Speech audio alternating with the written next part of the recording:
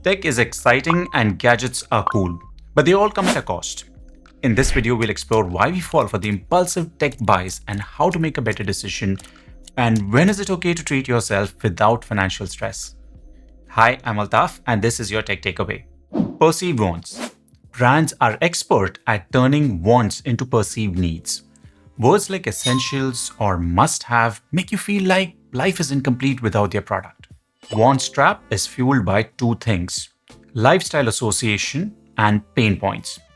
Ads showing happy, successful people using the product, making you associate with it and subconsciously trying to achieve the same lifestyle. Marketing generally highlights small inconveniences and frames their product as the ultimate solution to make these hypothetical inconveniences being solved for you. Some of the ways to avoid this trap: create a three-question rule. Before buying, ask yourself, will this product improve my daily life? Can I afford it without disrupting my budget? And third, would I still want this in the next 6 months? Some of the practical things to follow would involve creating a wants and a needs worksheet. Categorize potential purchases to better understand which ones are genuine needs and which features on it will clearly be a want for you. Coming to the second one, the hype trap. Brands thrive on creating FOMO, which is fear of missing out, and putting phrases like limited time only tap into our instinct to act fast and secure what everyone on the internet and around you on billboards seems to want and enjoy. When the newest foldable phone was launched, pre-orders sold out in hours, not because everyone needed it, but because marketing made people feel that they did. The hype trap is powered by two things: scarcity principle, which are ads emphasizing limited stock to make you feel the pressure. Another part of the hype is social proof. Influencers flaunting products, making you think if everyone has it, then you should too. Some of the ways to avoid hype trap would be: wait for 48 to 72 hours before buying. Create a cooling off period for any purchases influenced by urgency.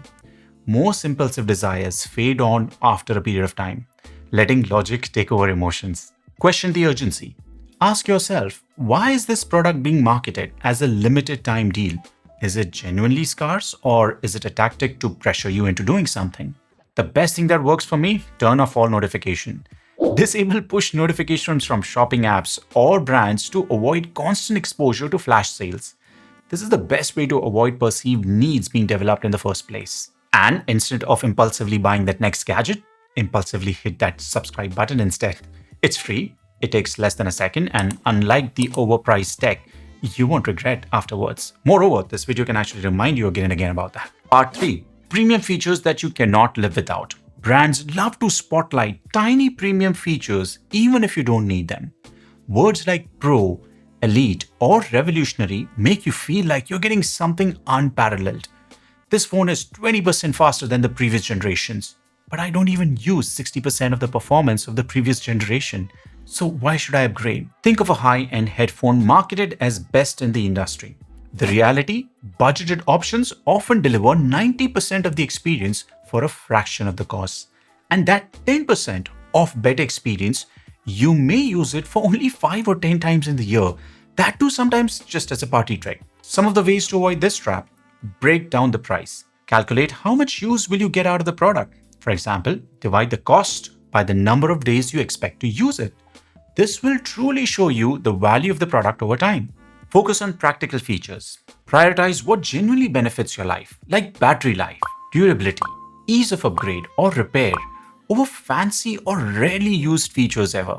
Use comparison tools. Use websites like Versus or TechRadar to compare specs side by side without any brand biases. Compare the purchase cost to something completely different, like your kid's education, or a better quality medical insurance, or a trip with your family for a great memory. That will help you pull yourself out of this spiral and put things in perspective. The launch fever and the test of time. Brands thrive on early adopters, those eager to have the latest product first. Launch events, pre-orders, and early cashbacks are all designed to lure you in before you realize the prices will actually drop. Behind the scenes of this launch fever, companies build anticipation with countdowns and teasers. This makes you feel as if you're a part of a concert and everything that comes up is something you have been personally awaiting.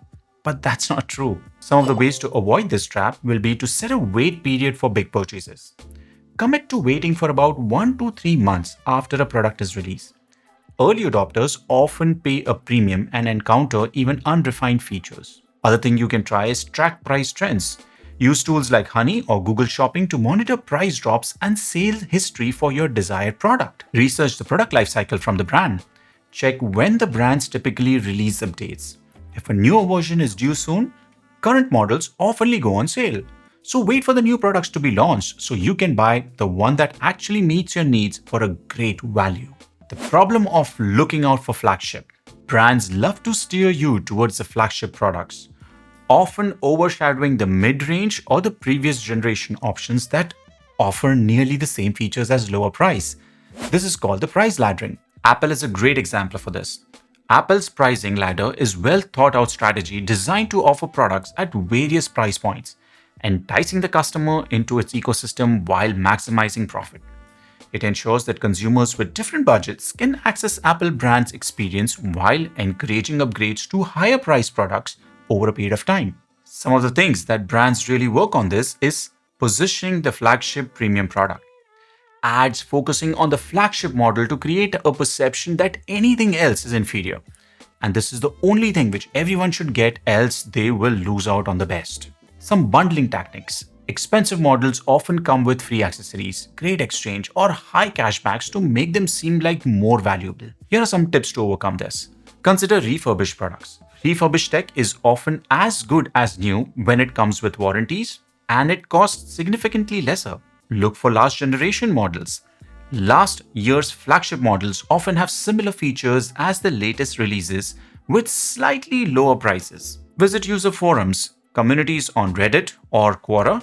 Tech-specific forums often suggest excellent mid-range alternatives to many questions. So even after all these 5 areas to look out for, if you still want to indulge, then here are 3 more tips. Plan your splurges. Save specifically for indulgent purchases so they don't impact on your essential budgets. Set an annual indulgence limit aside. Allow yourself to set a budget each year for wants rather than for needs. Choose high-impact items.